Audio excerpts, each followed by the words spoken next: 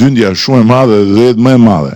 12 milion arritëm vjet, ne mund të shkojmë 13.5, 14 milion si vjet është shumë për një vend me 2.4 milion rezident. Do të kemi shumë sfida sepse kërkesa për të ardhur në Vlorë, për të investuar në Vlorë shumë e madhe. Unë e shoh nga kërkesat që kemi nga investitorë shumë të mëdhenj, edhe për shkak të namit madh që bëri investimi që do bëhet në Sazan, ka shumë. Kjo tregon që nuk keni parë gjë akoma as ju as unë për Vlorën.